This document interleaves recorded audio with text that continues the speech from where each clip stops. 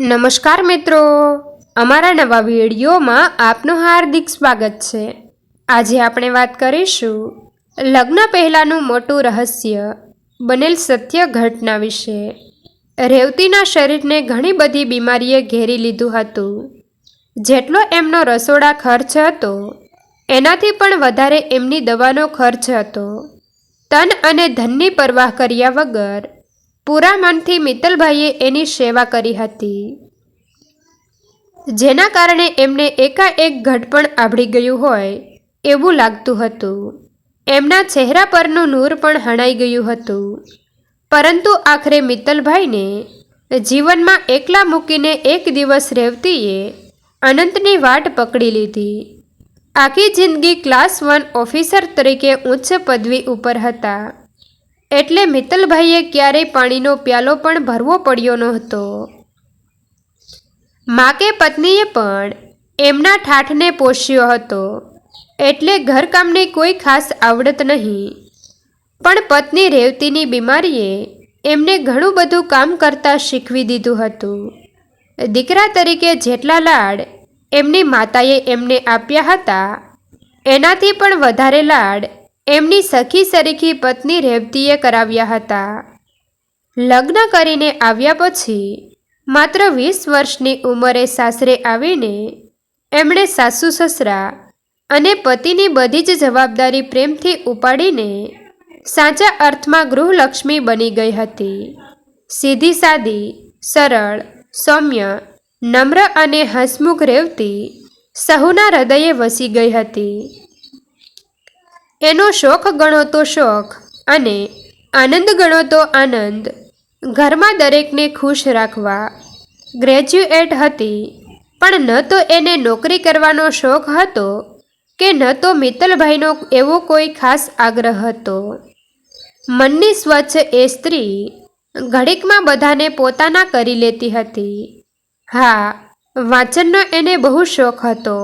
સ્ત્રી છે તો સ્ત્રીની મમતાથી દરેકના હૃદય જીતી લેવા, દરેકને મદદરૂપ થવું, સ્નેહ અને સમર્પણથી જીવનને શણગારવું એ એના સંઘળા વાંચનનો સાર હતો।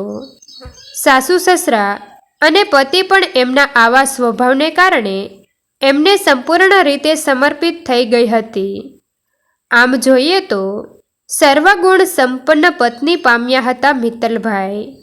હા, લગ્નના 10 વર્ષ પછી પણ એમને બાળક સુખ મળ્યું નહોતું। બંનેની તપાસ કરાવી હતી અને કમનસીબે સોનાની થાળીમાં લોઢાની મેઘની જેમ ખામી રેવતીમાં હતી। બહુ આઘાત લાગ્યો બધાને।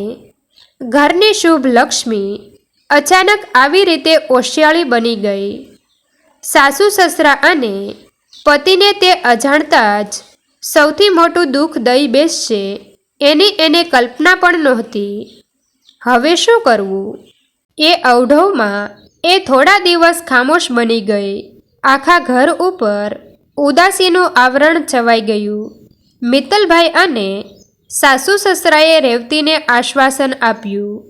એમના સાસુએ કહ્યું, બાળક ના થાય તો કંઈ આભ ના તૂટી પડે, અનેક રસ્તાઓ હોય છે, આપણે વિચારીને કંઈક યોગ્ય રસ્તો અપનાવીશું। તું ઉદાસ રહીશ એ અમને નહીં ગમે બેટા। બોલતા બોલતા એમનું ગળું ભરાઈ આવ્યું। અરે, દુનિયામાં કેટલાય બાળકો મા બાપ અને ઘર વગરના હોય છે, આપણે એમાંથી કોઈક ભૂલકાને અપનાવીશું। સસરાએ પણ સગિયારો આપ્યો। રેવતીમાં કોઈક ખામી છે એટલે બાળક શક્ય નથી એ હકીકત જાણ્યા પછી પણ મા બાપને સ્વસ્થ અને રેવતી માટે પૂર્વાનુવત પ્રેમ અને આદર રાખતા જોઈને મિત્તલભાઈએ ઘણી રાહત અનુભવી હતી। સખી, આપણે તો એકબીજાના સુખ દુઃખના સાથી છીએ। અગ્નિની સાક્ષીએ લીધેલા 7 વચનથી બંધાયેલા છીએ। હૃદયના દાન આપણે આપ્યા છે, આપણે અન્યોને આપ્યા છે। એકબીજાને સતત ચાહતા રહીને ચાહતની ઘૂંટીના આદિ બની ગયા છીએ। બાળકનું આગમન એ ચાહતમાં રંગ ભરે છે। જીવનને વધારે વહેતું રાખે છે, જીવનને એક સુંદર અર્થ આપે છે, માતૃત્વ અને પિતૃત્વની લાગણી જગાડે છે. એ વાત સાચી. એમાંય પોતાનું એક બાળક હોવું એ દરેક દંપતી માટે અહમ વાત હોય છે. પરંતુ પુરુષ કરતાં સ્ત્રી માતૃત્વ વગર વધારે પીડાય છે, એ હું જાણું છું અને તારું દુઃખ પણ સમજું છું. મિત્તલભાઈ રેવતીની સામે બેસીને પોતાના મનની વાત વ્યક્ત કરી રહ્યા હતા. હા, પણ એનો કોઈક ઉપાય વિચારવો પડશે. હું તમને કે માતા પિતાને નિસંતાન રાખવા નથી માગતી. હંમેશા હસતી રહેતી રેવતી આજે સ્ત્રી સહજ લાગણીથી રડી પડી. કંઈક વિચારીશું. તું એ માટે હૃદય ઉપર કોઈ બોજો ના રાખ. અમને તું જેવી છો એવી જ સંપૂર્ણ લાગે છે. નંદનવન જેવા મારા ઘરની તું લક્ષ્મી છે અને એ પૂરતું છે. ચાલ પિક્ચર જોવા જઈએ. તૈયાર થઈ જા. મિત્તલભાઈએ વાત પૂરી કરી. રેવતી પણ નહોતી ઈચ્છતી કે આ વાત એક શાપ બની જાય અને મંદિર જેવું ઘર ખંડેર જેવું ઉદાસ નિશાસા નાખતું બની જાય. પિક્ચર અને બહાર જમવા જવાના મિત્તલભાઈના શોખને એ ખૂબ જ જાણતી હતી. એણે ચહેરા પરથી ઉદાસી ખંખેરી નાખી. સાસુ સસરાને પણ થોડી રાહત થઈ. એક દિવસ રેવતીની એક સખી તેજલનો ફોન આવ્યો અને બંને બહાર હોટેલમાં મળ્યા. એક સમયની કોલેજની રૂપનો અંબાર સખી સાવ નિસ્તેજ લાગી. એની કાયા કૃશ બની ગઈ હતી. ચહેરા પણ પીડાના પડ દબાયેલા હતા. એ એની ક્લાસમેટ હતી અને કોલેજ પૂરી થયા પછી ક્યારેય પણ મળ્યા નહોતા. નાસ્તાનો ઓર્ડર આપવા જતાં રેવતીને એ સખીએ રોકી. રેવતી, હું બીમાર છું. નાસ્તાનો નિષેધ છે. કોફી જ પીશ. કોફીનો ઓર્ડર આપીને રેવતીબેન એને જોઈ રહ્યા. ક્યાં અમારી કોલેજની હિરોઈન અને ક્યાં આજની તેજ વગરની નિસ્તેજ તેજલ. તેજલ, આપણે છૂટા પડ્યા પછી મળી શક્યા જ નહીં. એકબીજાના કોઈ સમાચાર પણ જાણી શક્યા નહીં. તું તો તારા ભાઈ પાસે અમેરિકા જવાની હતી અને મારે આગળ ભણવું હતું. સાચી વાત. બસ આપણી પાસે આપણે પસાર કરેલો એ સમય જ હતો જે કોલેજિયનનો સુવર્ણકાળ હતો. તેજલની ઊંડી ઉતરી ગયેલી આંખોમાં ભારોભાર વેદના હતી. ઓકે, બોલ, શું થયું છે તને? રેવતી, મને આંતરડાનું કેન્સર છે. 3જા સ્ટેજમાં છે. હું બહાર નથી નીકળતી, પણ આજે તને મળવા જ આવી છું. જેને મળવાનું મન હોય એનું સરનામું તો કોઈ પણ રીતે મેળવી શકાય છે. શોધી કાઢ્યો તારો ફોન નંબર અને સરનામું. ફિક્કું હસતાં હસતાં તેજલ બોલી ઉઠી. સાંભળ, હું તને મારી કથની કહેવા જ આવી છું. આપણી કોલેજ પૂરી થઈ એ પછી મારે અમેરિકા જવાનું હતું, પણ એ પહેલાં એક ટીમ સાથે એવરેસ્ટ આરોહણ બેઝ કેમ્પ સુધી જવાનું નક્કી કર્યું હતું. જીવનમાં એકવાર આવું કોઈક સાહસ કરવાનું બહુ મન હતું. મારા મામાનો દીકરો એના મિત્ર સાથે જતો હતો. હું પણ મમ્મી પપ્પાને મનાવીને 3 મહિનાની ટ્રેનિંગ લઈને તેની સાથે ગઈ. અનેરો ઉત્સાહ હતો કંઈક નવું સર કરવાનો. એ વર્ષે વાતાવરણ બહુ ખરાબ હતું. ઠંડી અને બરફનું જોર કાયમ કરતાં વધારે હતું. એ એક દુઃખ સાહસ જ કર્યું હતું મેં. 25 ટ્રેકરોની ટીમ હતી. બહુ મુશ્કેલીઓ પડી ચઢાણમાં, પણ બધા જ એકબીજાને મદદરૂપ થતા હતા. દરેક માટે આ પહેલો જ અનુભવ હતો. એક દિવસ હું થોડી પાછળ પડી ગઈ. ચઢાણ બહુ વિકટ અને જોખમી હતું. અંધારું થવાની તૈયારી હતી. મારી પાછળ મારા ભાઈનો મિત્ર હતો. અમે કેમ્પથી ઘણા દૂર હતા. એકદમ બરફ વર્ષા ચાલુ થઈ. કેમ્પ હજુ આગળ હતો. ઠંડી પણ ખૂબ વધી ગઈ હતી. એણે મને બેઝ કેમ્પ સુધી પહોંચવામાં સાથ આપ્યો. બેઝ કેમ્પ પહેલાં જ આરામ કરવા માટેનો એક નાનો તંબુ હતો. મારામાં ડગલું ચાલવાની શક્તિ નહોતી.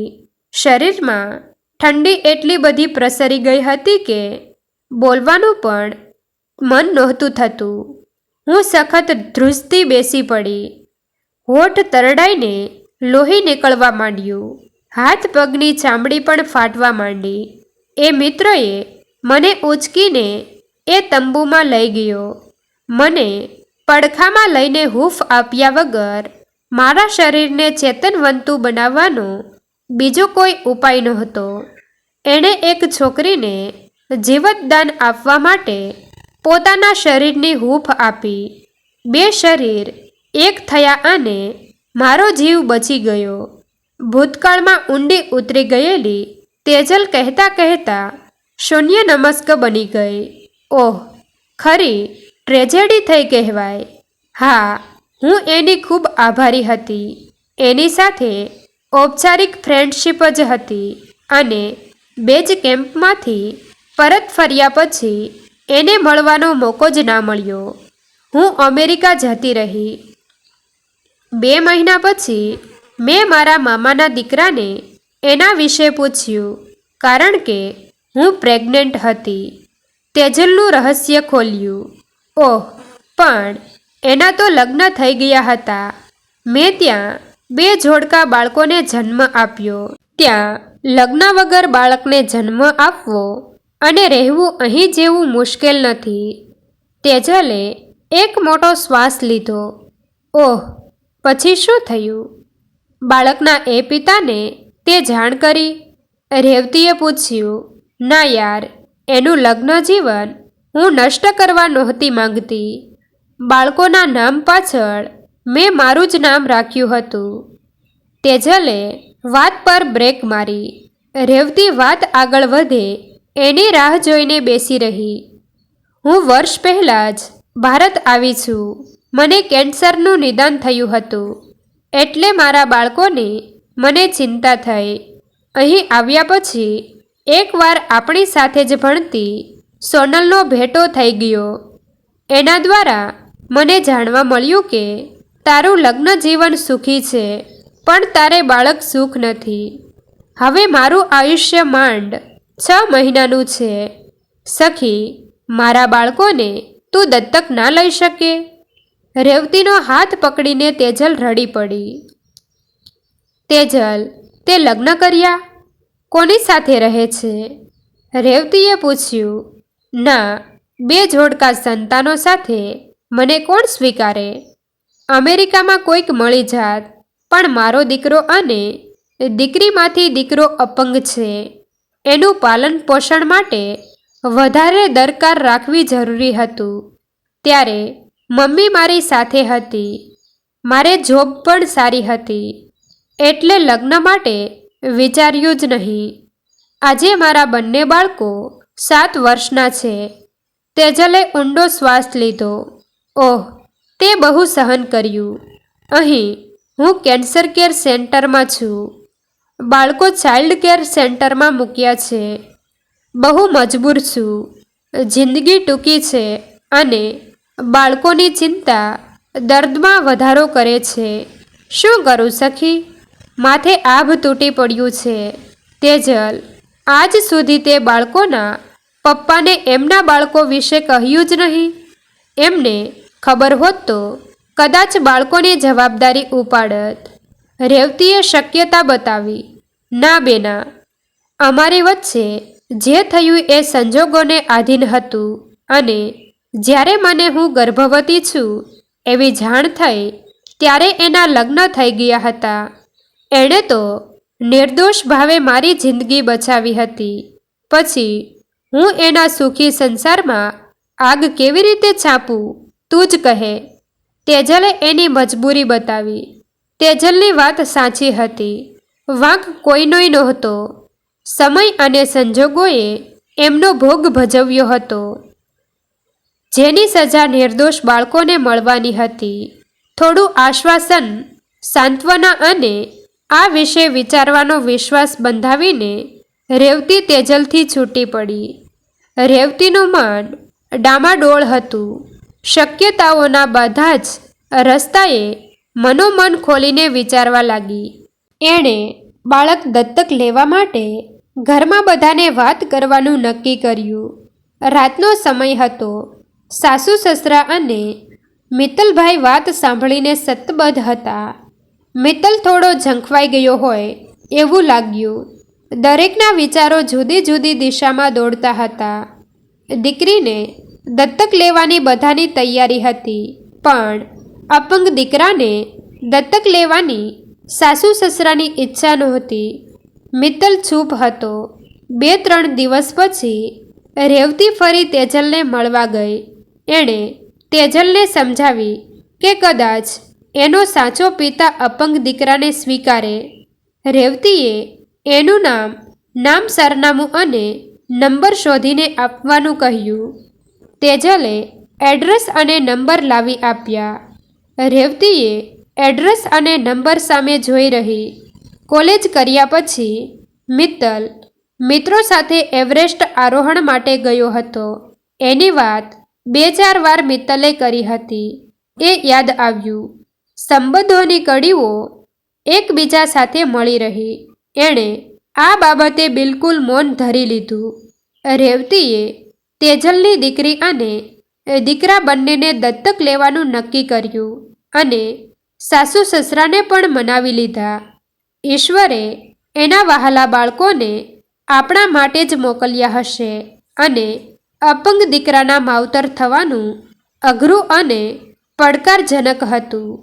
ઘરમાં બધાએ નમતું જોખવું પડ્યું. બાળકોથી ઘર ગુંજી ઉઠ્યું. 6 મહિના પછી સ્વર્ગસ્થ તેજલનો ફોટો બેડરૂમની દિવાલ પર શોભતો હતો. તેજલ હસી રહી હતી. હસતી સખીના ફોટાને જોઈને હસતી પોતાની સખી રેવતીને મિત્તલ અહોભાવ નજરે તેને જોઈ રહ્યો હતો. ઘીના ઠામમાં ઘી પડી ગયું અને કોઈને એની જાણ પણ ના થઈ. થોડા સમય પછી દીકરો ગુજરી ગયો. દીકરી સારી ડિગ્રી મેળવીને ભણીને સાસરે ગઈ અને રેવતી સખીની છબીની બાજુમાં ફોટો બનીને લટકી ગઈ. મિત્તલભાઈ સખીના વહાલપણાને યાદ કરતાં કરતાં આજે પણ એકલા જ જીવી રહ્યા છે. પોતાના હૈયા પર હાથ મૂકીને રોજ રેવતીના ફોટા સાથે વાતો કરતા સખી તે ખરું સહિયારુપણું નિભાવ્યું. એ હંમેશા રેવતીના ફોટા આગળ આંખોમાં આંસુ સાથે નતમસ્તક બની ઊભા રહે છે. મિત્રો, તમને જો આ વિડીયો પસંદ આવ્યો હોય તો વિડીયોને લાઈક અને તમારા અન્ય સગા સંબંધી મિત્રો સાથે વિડીયોને શેર કરવાનું ભૂલતા નહીં. અને આવા જ નવા જીવન ઉપયોગી, જીવનમાં કંઈક નવું કરવાની પ્રેરણા મળે તેવા વિડીયો જોવા માટે અમારી ચેનલ સાથે બન્યા રહો. થેન્ક યુ મિત્રો. મળીએ છીએ એક નવા વિડીયો સાથે. આભાર.